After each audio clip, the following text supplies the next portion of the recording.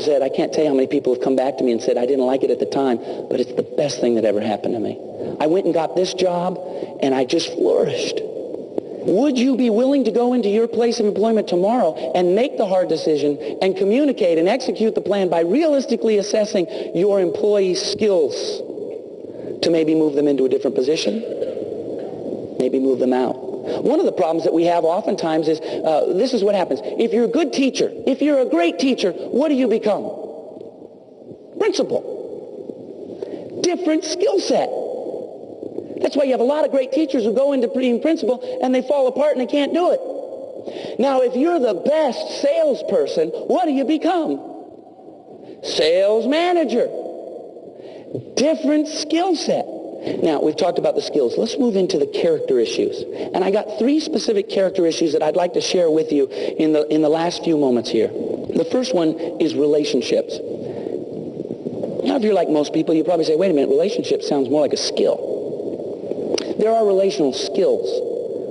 But I would say that the underlying thing about relationships is more an issue of character. It's more an issue of values. It's more an issue of what you believe about other people.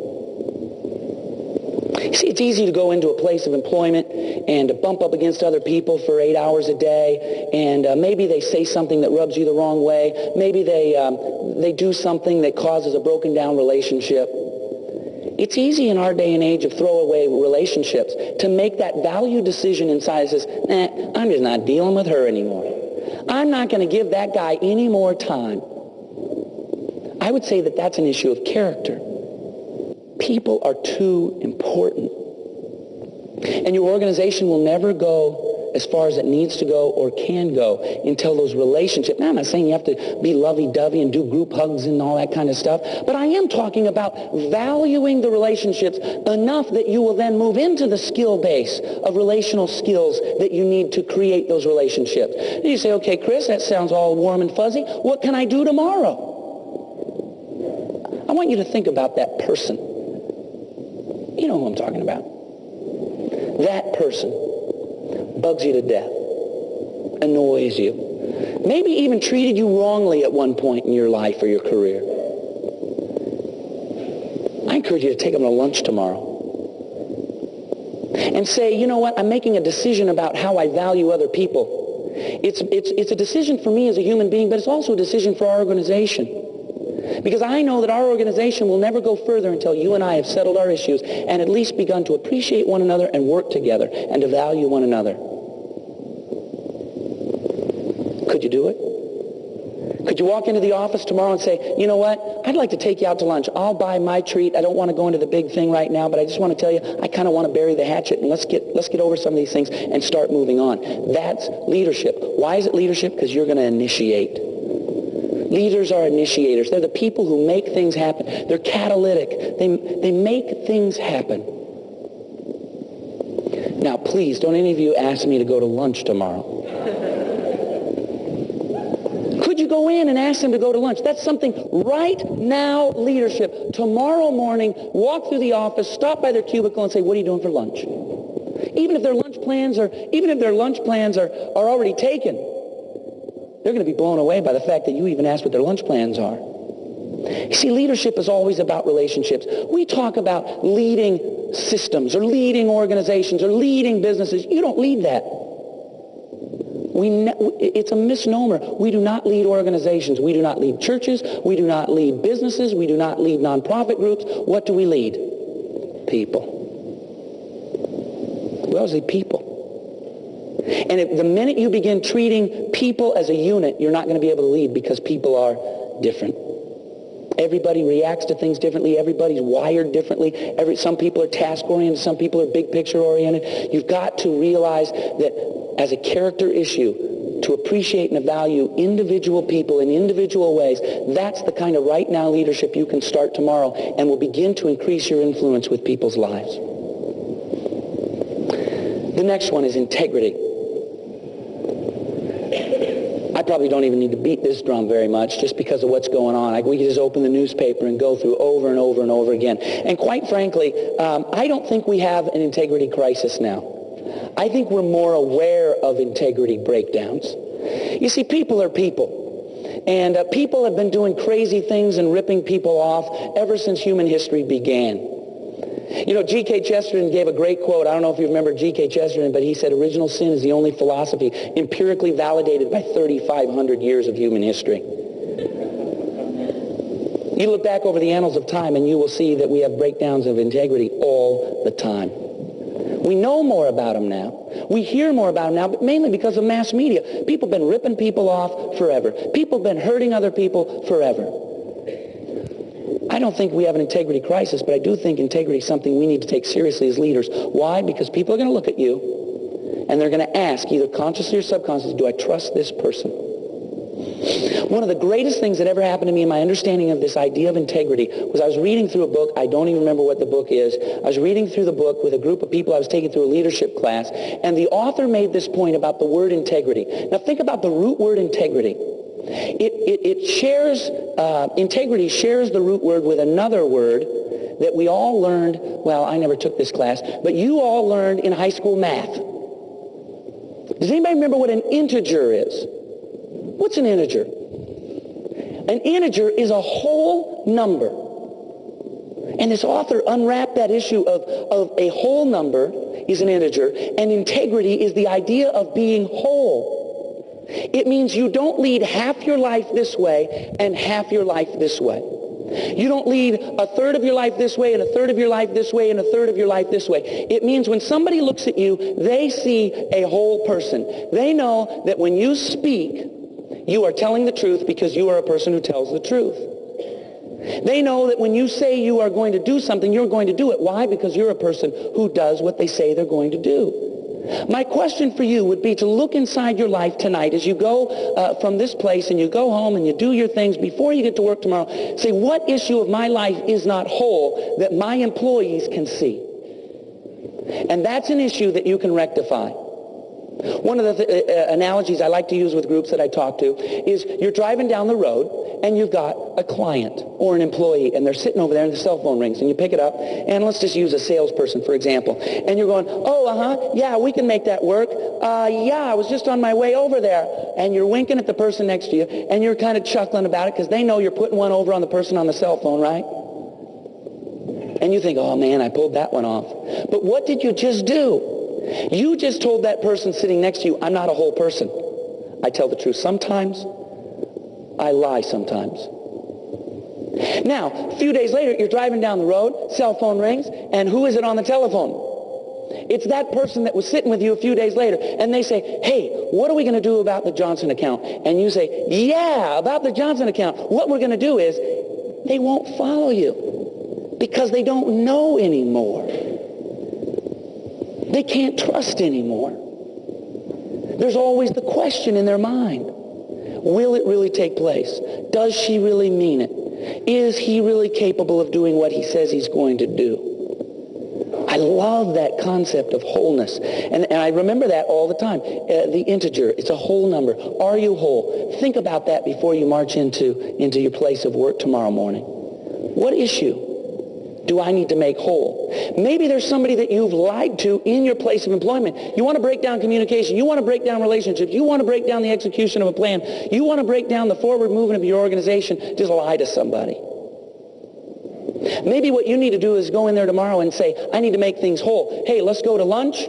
And maybe you can kill two birds with one stone. You're going to take them to lunch because you never liked them anyway, which is the reason you lied to them in the first place. You're going to say, I lied to you. We need to settle this. And I'm going to take you to lunch and I'm going to buy because we need to develop our relationship a little bit. Why? So that we can become better people so our organization can move forward. And the last one, it's humility. You want to be a better leader. I want to talk to you about humility. I'm going to tell you the recent story first. I went down, I guess it was in April. We were on vacation in Florida, and I took my son to a Maximum Impact event that John put on down in Atlanta. He had two other speakers. He had Lou Holtz, and I don't know if you ever heard a speaker, but I'll tell you what, I'd never heard him speak before. He came on the stage, and initially I thought, oh boy, this is going to be interesting, you know. And after an hour, I said, man, he is one of the top 3 speakers I've ever heard. Tremendous speaker. The other speaker was a guy named Dennis Waitley. Dennis Waitley wrote a book called Psychology of Winning, sold $100 million worth of books and tapes in the 1980s. Now, I called Kevin Small, the president of Enjoy, and I said, hey, I want to come up there. I want to bring my son up there. And I'll tell you what, I'm putting on this conference in September. I just want to work. That's all I want to do. I just want to work. I just want to show up. I'll do whatever grunt work you want me to do. He said, good, I need somebody to schmooze Dennis Waitley. So he said, would you mind just schmoozing Dennis Waitley? I said, fine. Give me a car. I'll drive him around. I'll do whatever, you know. And that was my job. Dennis didn't know me from a hole in the ground, and we showed up and we picked him up at the hotel, and for 3 days we drove Dennis Waitley around. Now, the first thing I told my son's 12 years old, and I had him read Seeds of Greatness before we went on there. I mean, think about that. Well, actually, at the time he was 11, and I forced him through Seeds of Greatness before we went, which is another book that Dennis Waitley wrote. And we got there, and I said, now, Christopher, you got to realize that Mr. Waitley does this about 150 times a year, and so don't be surprised, because you know how kids are. I mean, they just chatterbox, right? You know, especially because I'd given him all this fodder by reading his book in the first thing, and I thought, oh, maybe I've gotten myself into trouble. And I said, you know, just don't be surprised if there's an issue, you know, if he's kind of, you know, separates himself from us, because he's a different day, a different driver, a different person every day. Now, one of the stories that he tells in Seeds of Greatness is when he was in the Air Force or whatever military branch he was in, he was a pilot, and they trained them by sending them down into that dunk tank, right, where they drive you down into the pool and they flip you over, and we're just pulling in, and he was on his way somewhere. We were dropping him off to go somewhere, and Christopher, just as we pull into the driveway of the hotel, Christopher starts into this whole thing about, tell me all about that dunk tank thing where you drive in there. We literally pulled up just as he was asking the question. I got out of the car. I moved around to the other side of the car. I was just playing limo driver, right? And I opened the door for him, and I sat there. And I sat there, and I sat there, and I sat there, waiting, because Dennis Waitley took the time to make the difference in the life of a child. And I thought, what a tremendous, powerful sign of humility. I mean, a guy like Dennis Waitley could come and go and get in and get out and, yeah, nice to meet you, sign the autograph as he's walking and doing his thing. And I thought, that is really powerful to me. Not only to me, it makes a great story for me, but it makes a great impact on my son. It's a thing he'll remember for the rest of his life. I told him, I know this doesn't mean a big deal to you, but it's a big deal to spend 3 days with Dennis Waitley. You're going to remember this the rest of your life. The next story, and the one that I'd like to close with before I wrap up for us, happened to me when I was 11 years old. When I was 11 years old, I got the best job of my life. When I was 11 years old, I got a job that was better than the job I have right now, and I love to do what I do right now. This job was way better than that. When I was 11 years old, I came home one day. I'll never forget, as long as I live. I came home, and my mom had a sign on the door that said, welcome to the home of the newest ball boy for the Seattle Supersonics.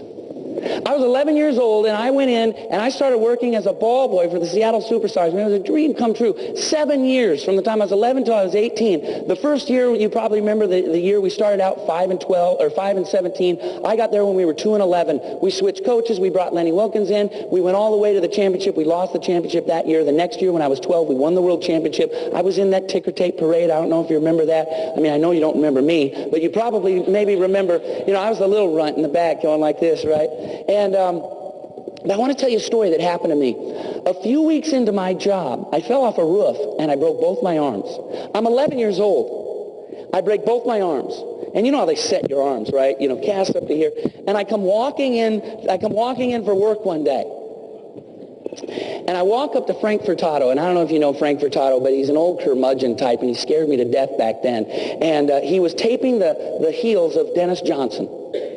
And Dennis Johnson, you know, they both just laughed. They said, what happened to you? Well, I fell off a roof and I broke my arms. And I said, can I keep my job? And Frank Furtado says, you can keep your job if you can do your job. And I'm like, okay, what's my job? And I remembered that one of my first jobs I did every time I went there was to do those big orange canisters of Gatorade and to take them from the locker room to the basketball court. In the Coliseum, which is now Key Arena, that's about 500 yards.